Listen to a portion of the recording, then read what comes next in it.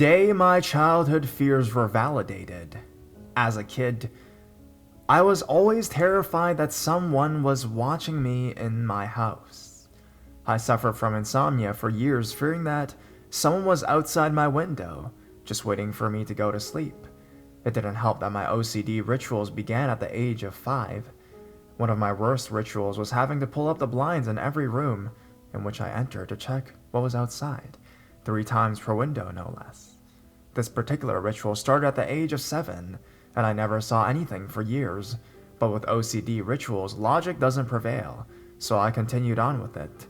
One Saturday when I was around 10 years old, I had a soccer game I was running late for. I had just jumped out of the shower and headed for my bedroom to get ready. Before I got dressed, I checked the windows as I always did. My room was on the front, left corner of the house, so I checked the one facing the street first and saw nothing. Then I headed for the one facing the side of the house. From the window facing the side yard, you could see our fence touching the neighbor's fence, the right side of our house, and the patch of grass separating our 2 houses. On this day, I pulled up the blinds to reveal a woman of 30 to 35 years slumped over against our fence with 3 empty bottles of wine scattered around her legs. She was rocking back and forth, muttering to herself, with another bottle of wine in her hand she's taking pills from. I'm staring at her, trying to figure out if she was our neighbor or someone I knew at all, when she suddenly looks up and sees me staring at her. The look in her eyes was wild, like nothing I'd ever seen before. I immediately pulled the blinds back down, my heart racing. I panicked because I didn't know if what I'd seen was real or something I'd imagined. After all these years being fearful, someone was watching me. Outside of the window, I hear her start talking to herself louder but still incoherently. She starts laughing, the most maniacal laugh I've ever heard, and then I hear a loud crash against the side of our house. Still not sure if I was hallucinating, I open the blinds back up one more time. This time, she's right outside my window, lying halfway on the ground covered in blood, with a shard of glass in her hand. She was laughing hysterically and looking right at me. I screamed bloody murder at this point and found my mother. I told her what I saw and she ran to the window. The look of horror on her face is something I will never forget. As scary as it was to see that woman lying there, wrists slit up to her elbows covered in blood, I still tried to make myself believe that I made it up. But seeing the look on my mom's face confirmed that it was all real, and I started crying and shaking uncontrollably. My neighbor had heard the crash of the wine bottle against her house and saw her out there about the same time I had from her window, and she called the police. The next thing I know, there were ambulances and fire trucks lining our street. My stepdad went to check with them to see what had happened. Apparently, she had been romantically involved with the previous tenant who had lived in our house, and she had intended to confront him. To what end, we do not know. Having realized he no longer lived in our house, after seeing me in the window, she decided to take her own life. I don't know if she made it. I don't know anything else about her. I just know that for a good 8 years after that day, I didn't look outside of a window without holding my breath. Hey lady, I hope you made it and got the help you needed, but yeah, you fucked up a good part of my childhood, so let's not meet.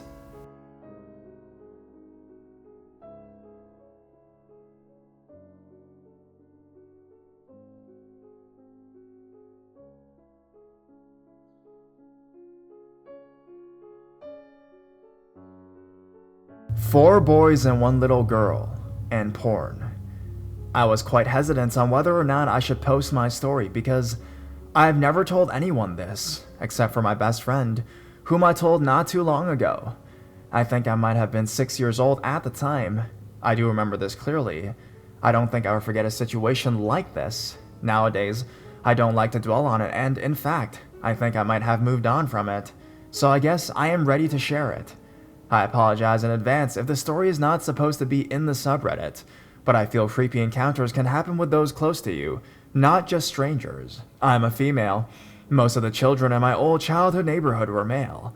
I was hanging out with 4 guy friends, Chad, 12, Charlie, 10, Nick, 9, and his older brother Jarrett, 10. Yes, I know, a 6-year-old girl hanging out with older guys is probably weird, but we probably wouldn't have been close if my older brother wasn't good friends with them. Plus, I was kind of a tomboy, but not a very brave one. I had girly tendencies. The 5 of us were at Chad's house without any parental supervision. Chad's younger brother and my brother were camping at the time, I think. I honestly don't know how this started, but I remember we were all sitting on 2 couches watching porn. That's the only time I've ever seen porn. I knew what sex was since I was 4, so I wasn't confused at what was going on in the film. Doesn't mean I wasn't uncomfortable though, because I was. So there we were, watching a threesome going on, and a girl painfully getting her first anal. Sorry if this is too much information. Chad is sitting next to my left and he asks, "What do you like so far?" Honestly, I don't like anything about the film, so I just made something up. I looked at him and shyly replied, I like her, and without saying the last part, I pointed at my own breasts, and he said happily, "You like her boobs?" And I nodded shyly. At some point during the film, the boys got up and huddled together around the dining room table, drinking soda and whispering to one another. I didn't know whether or not I should join or if I was even allowed to, considering I was treated very lowly by elders in those days. I felt like something wasn't right. I thought the boys were being sketchy because every once in a while they would whisper and stare at me as if they were talking about me. I tried listening in on their conversation, and I became alert when I heard one of them whisper, "What should we do with her?" I kept eavesdropping, but I could barely hear what they were saying.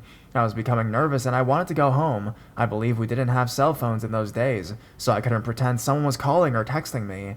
I was trying to come up with an excuse to leave. I sat up from the couch and took one step before Chad rushed over to the backsliding door, blocking it and asking, "Where are you going?" I thought it was weird that he randomly blocked the door. I lied and said I was going to the restroom, and immediately made my way to the bathroom down the hall, which wasn't far away. I closed and locked the door behind me. I pressed my ear against the door to listen to them. They were still whispering. I was trying to muster up the courage to quickly get out of the bathroom and run out the front door, which was to my right side. I was in there for a while, and they began to notice that. Chad knocked on the door and asked what was taking me so friggin' long. I lied and said my stomach hurt. He told me to hurry up because they had something fun they wanted to do. I replied that I'd try and cowered towards the toilet and sat there, scared. They kept yelling for me to hurry up and come out. Still, I stayed in the bathroom. I got on my hands and knees and peeked through the crack at the bottom of the door to see if they were by the door or still in the dining room. I saw feet walking back towards the couch and heard them sit down. They changed the TV back to television shows. I decided that was my chance to escape since they were all on the couch. I flushed the toilet to help drown out the sound of me opening the bathroom door as quiet as possible. I was relieved that no one was in the hall, and I quickly made my way to the front door, opened it, and without looking behind me, I said, "I'm gonna go get something from my house, I'll be right back." I slammed the door behind me and ran to my house across the street. I never returned. Maybe about 30 minutes later, I think it was Jared who knocked on my door. I was nervous that he would be angry, so I hesitated on opening the door, but he knew I would be there. I cracked the door open, and he immediately asked me why I hadn't returned. I told him that I felt really sick and was just going to stay home. I waited for him to get angry, but he didn't. But what he said stuck with me for a long time. He looked at me sternly and said with a hint of relief in his voice, "Good," and then walked away. I don't know for sure what they were planning, but I could probably guess. I didn't tell anyone, because I was scared the boys would get mad, and I was ashamed to admit that I watched porn. From then on, I made sure to never hang out with them without my brother present. I have a few other disturbing stories, mostly involving Chad. He was a weird kid, and I bet he was the leader of that whole plan, but I think I've reached my limit for tonight. Sorry if this was long.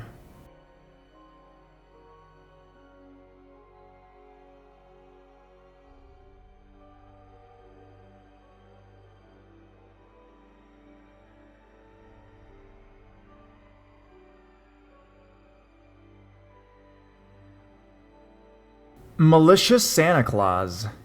This happened in the year 1989 when I was 9 years old. I lived in a middle-class neighborhood in Forest, Virginia. It was a Mayberry-like neighborhood. Most everyone knew each other, no crime, lots of families. Not everyone locked their doors at night.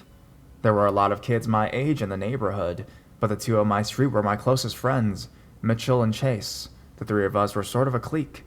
Whenever a new kid moved into the neighborhood, we liked to go see him together to see what he was like and decide if he was cool or not. That year, a new family moved into a house near the end of the street. They had just one child, a boy named Parker. We invited him out to play a few times, and he seemed cool. So before long, he was almost one of the gang. Parker's mom was attractive, blonde, slim, always smiling. However, his dad was not a friendly man. He seemed annoyed by us kids, rarely spoke to us, and mostly just acknowledged us with eye rolls and grunts. He also didn't come outside much. He worked nights, so we didn't see him often during the week or on weekends. He was mostly banging around in his garage. One Saturday afternoon in the fall, Mitch and Chase were both away for some reason, so I went over to Parker's house alone to see if he had wanted to play or something like that. He said his parents weren't home and invited me inside. That was a really strange experience for me at 9. My parents never left me alone. They would call a babysitter over if they were going to be gone for even an hour. I asked Parker why he was home alone, and made no secret that I was weirded out about that. But he seemed totally fine with it, like it happened all the time, so he put me at ease. We watched TV for a few minutes, then abruptly, Parker got off the couch and said, "Hey, you want to see something cool?" "Sure," I said. He led me down to the basement and pointed to a tool chest against the wall. "They're in here." Parker opened the bottom cupboard and drawer of the tool chest, revealing a huge stack of Playboys. There had to be at least like 50 or 60 issues in there. I had no idea what I was looking at. I had never seen a naked woman before. The closest I had come to was seeing the scantily clad Tanya Roberts in the movie The Beastmaster. I remember watching that movie and being vaguely intrigued by the female form, but what I saw in the Playboys was sort of repulsive. It wasn't necessarily the images of naked women that churned my stomach, but the dark and musty smell of the basement, the dim lights, the crinkled, stiff, flaky feel of the magazine's pages, as if the moisture of the basement was slowly turning them into pulp. It all felt just wrong and gross, and I wanted to leave. Still, I couldn't stop looking. I flipped through one magazine, tossed it back, then flipped through another one. Somehow, I had this strange notion that I was getting something valuable for free, so I needed to cram as much into my brain as I could. Finally, Parker said, "We better get out of here. My mom will be home soon. You can tear some pictures out and take them home if you want to." I ripped out one of the centerfolds and stuffed it into my pockets. I really didn't know what I was doing. I didn't want it for any self-gratification purposes. I just had an idea that I could use it to impress Mitchell and Chase later. When I got home, I stuffed the balled-up centerfold in the back corner of my closet under some toys, despite not having a deep understanding of what it was: pornography. I was certain that if my mom found it, I'd be in big trouble. I went to sleep like normal that evening, but I woke abruptly in the middle of the night to a rough hand shaking my shoulder. I immediately knew something was wrong because neither of my parents would have woken me up so firmly. Plus, there's a terrible smell, a rank combination of alcohol and motor oil. I opened my eyes and, with the aid of my bedside nightlight, recognized Parker's dad standing over me in my fucking house, in my fucking room. I wanted to cry, to scream for my dad, but the man glared down at me with so much hatred, so much fury, I was paralyzed. I was certain that if I did cry out, he would twist my head off my neck. "You stole from me, you little fucker," he said in a low voice, low enough to not wake my parents in the other room, but in the quiet room, the words rang clear as bell. His use of the F word was really struck me. No adult had ever used the F word on me. Combined with his tone, expression, and body language, that word just cut me to the bone. "I want it back," he said. Numbly, my heart hammering, I quietly, unobediently went to my closet and dug out the balled-up centerfold from beneath a pile of Ninja Turtles. I held it out to him and he snatched it. At this point, he went on a low, whispery rant at me, including a lecture about thievery and personal property. I don't remember all of it, but it went along the lines of, "I'll tell your parents, I'll call the cops, you'll go to juvie, yada yada." But he said 2 phrases I distinctly remember. One was, "Don't ever come in my house again. Don't even step foot in my yard again." And the other was something that was so strange, and with so much sincerity, that it burned into my memory and still haunts me to this day. "Don't ever look at this shit again. It will turn you into something you don't want to be." Then he turned and walked silently out my room.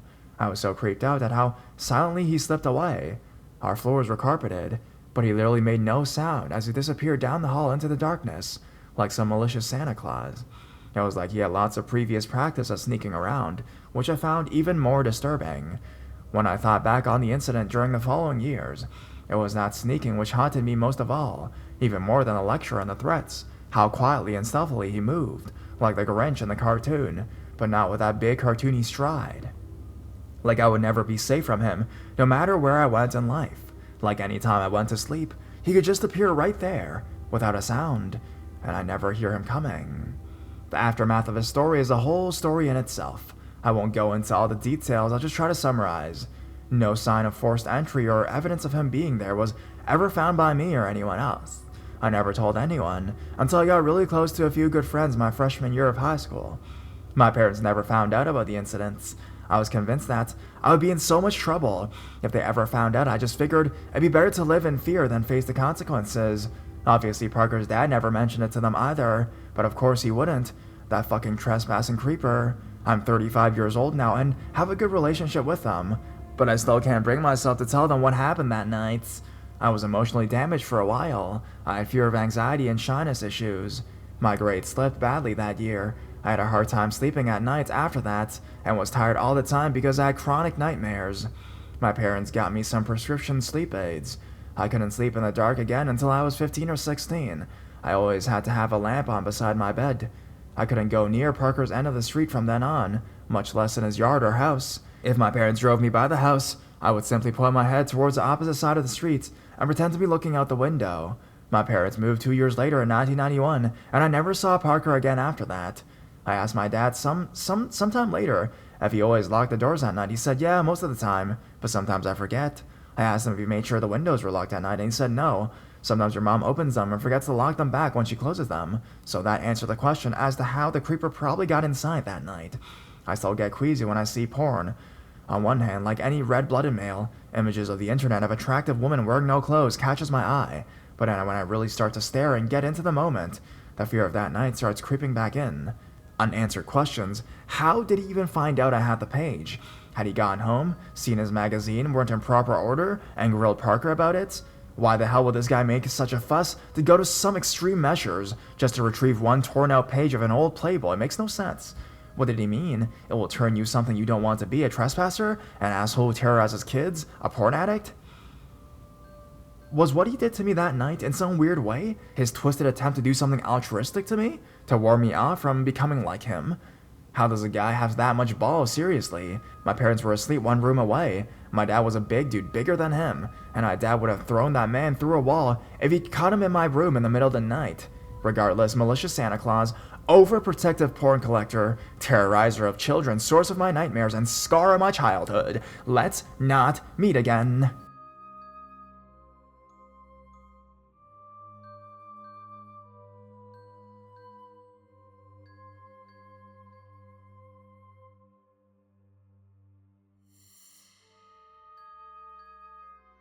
Satan's B&B.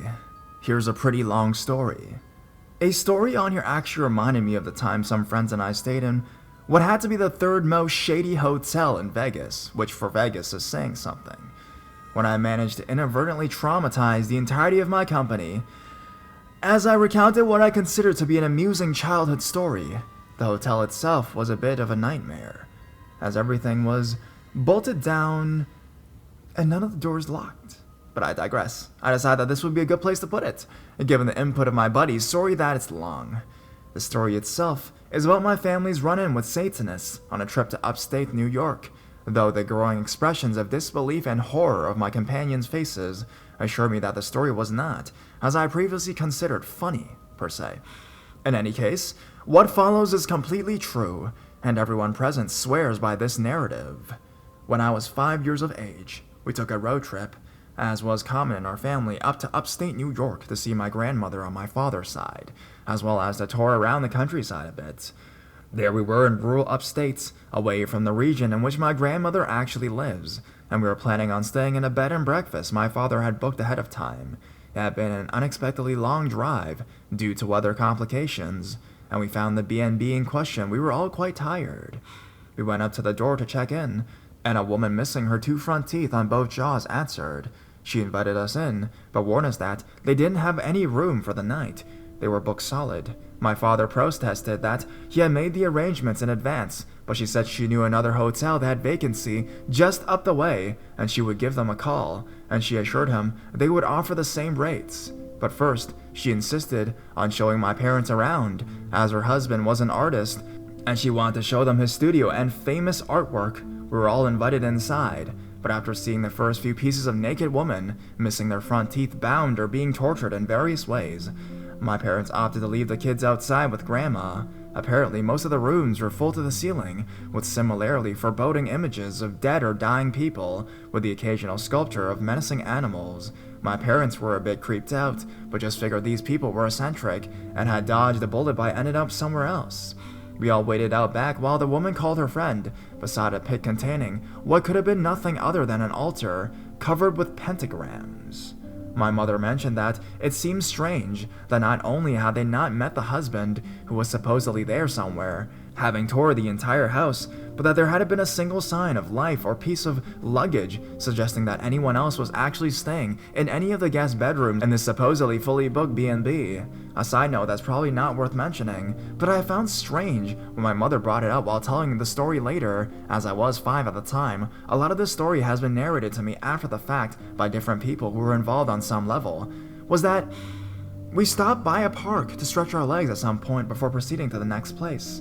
The storm was closing in on us, and my parents wanted to be sure we had zero energy upon arrival. While in this park, my mother claims that one of us found and brought her a small necklace with a pendant on it. The pendant itself was a pentagram on one side and a Third Reich symbol on the other. My mother took it away and put it in her purse. We arrived at the next bed and breakfast to be greeted by a different woman, also conspicuously missing her 2 front teeth, upper and lower. It was about this time that my grandmother mentioned she had read a lot of articles about tourists being killed by some cult of Satanists or some such in this area. Great. She tended to tell a lot of tall tales, so I think my parents kind of rolled their eyes and dismissed it, but they made a point to mention it later.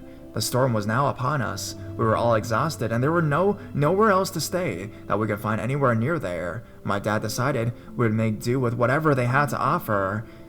What they had to offer was a slightly renovated barn. During the bustle of moving our luggage in, the woman kept inviting my brother, 3 years old, and I into the house, saying she had some sweets, and wouldn't we like to meet her kitties? She made it clear, however, that my parents were not welcome into the house because it was too messy and that she would be embarrassed. We were herded away into the barn and told not to talk to the lady. Once inside, my father, who was by this time a bit creeped out, went about checking the beds and securing the one-room barn units.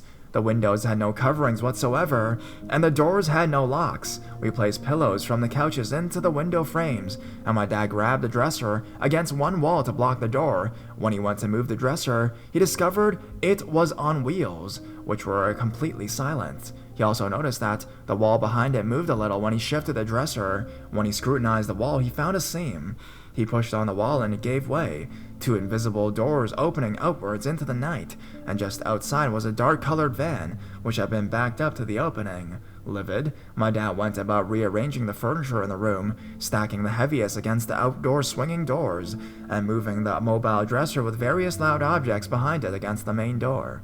When we had completed this, and we were starting to settle down, at about 11 p.m., the woman brought us fresh big blueberry muffins. As I mentioned before, I don't remember much of this trip, but this one element I have a vivid recollection of. With the inclement weather and the rush to find a place to stay, complemented by the lack of restaurants in the area, we hadn't had what one might consider a proper meal. When you're 5, dinner is very important. The muffins were fresh baked and smelled heavenly. I wanted one more than I wanted anything else in the world. However, presuming that they were poisoned or something was seriously wrong about them, since this entire thing was beginning to feel like a horror movie, my mother absolutely forbid us from going anywhere near them. She put them on a high shelf and sent us to bed.